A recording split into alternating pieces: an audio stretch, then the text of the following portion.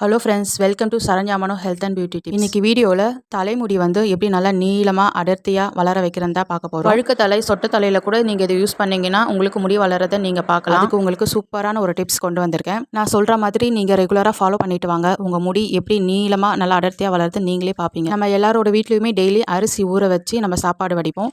அந்த அரிசி ஊற வைக்கிறதுக்கு முன்னாடி 2 தடவை நல்லா அழுக்கு தண்ணியை வந்து வாஷ் பண்ணி கீழே ஊற்றிடுங்க. அடுத்து அந்த அரிசியில் தண்ணி ஊற்றி ஒரு 30 நிமிஷம் ஊற வச்சுட்டு அந்த தண்ணியை வடிகட்டி இந்த மாதிரி சுத்தமான ஒரு பாட்டிலில் அந்த தண்ணியை வந்து நம்ம இதில் ஊற்றிட்டு 24 ஹவர்ஸ் இந்த பாட்டிலில் இந்த தண்ணி வந்து புளிக்க வைக்கணும்.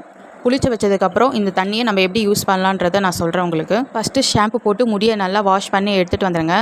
அதுக்கப்புறம் குளித்ததுக்கப்புறம் இந்த தண்ணியை ஊற்றி வாஷ் பண்ணணும். இந்த மாதிரி ரெகுலராக நீங்கள் யூஸ் பண்ணிட்டு வந்தீங்கன்னா உங்கள் தலைமுடி வந்து நல்லா செழித்து சூப்பராக வளரும். நம்மளோட முடி அடியில் 2 ஸ்ப்ளிட் ஆகிருக்கும்ல, அந்த இதெல்லாமே சரி பண்ணிடும். தலைமுடி வந்து சாஃப்டாகிடும். அதுக்கப்புறம் நல்லா பளபளன்னு இருக்கும், நல்லா ஸ்ட்ராங்காக மாறிடும். முடி வந்து நல்லா நீளமாக அடர்த்தியாக வளரும்.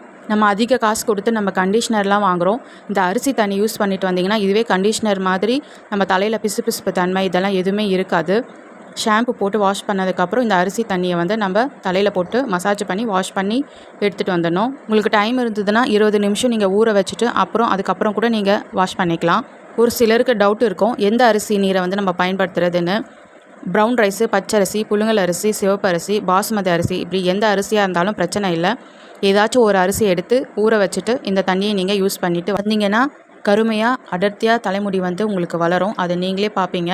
இந்த அரிசி கழுவின தண்ணியில் விட்டமின் பி, விட்டமின் இ இந்த மாதிரி நிறைய சத்துக்கள் இருக்குது. அதனால் நம்ம அதை வேஸ்ட்டாக கீழே தூக்கி ஊற்றாமல் நம்ம ஃபேஸ் வாஷ் பண்ணவும் யூஸ் பண்ணிக்கலாம், நம்ம தலைமுடிக்கும் யூஸ் பண்ணிக்கலாம். இது மாதிரி நீங்கள் யூஸ் பண்ணிவிட்டு எப்படி இருந்ததுன்னு எனக்கு கமெண்ட்ஸில் சொல்லுங்கள். இந்த மாதிரி டிப்ஸ் உங்களுக்கு வேணும்னா நம்ம சரண்யா மனோ ஹெல்த் அண்ட் பியூட்டி டிப்ஸை சப்ஸ்கிரைப் பண்ணுங்கள். பக்கத்தில் இருக்க பெல் பட்டன் கிளிக் பண்ணுங்கள். அப்போ தான் நான் போடுற வீடியோஸில் உங்களுக்கு நோட்டிஃபிகேஷனில் வரும். லைக் பண்ணுங்கள், உங்கள் ஃப்ரெண்ட்ஸ் அண்ட் ஃபேமிலிக்கு ஷேர் பண்ணுங்கள். பாய் ஃப்ரெண்ட்ஸ், நாளைக்கு இன்னொரு வீடியோவில் பார்க்கலாம்.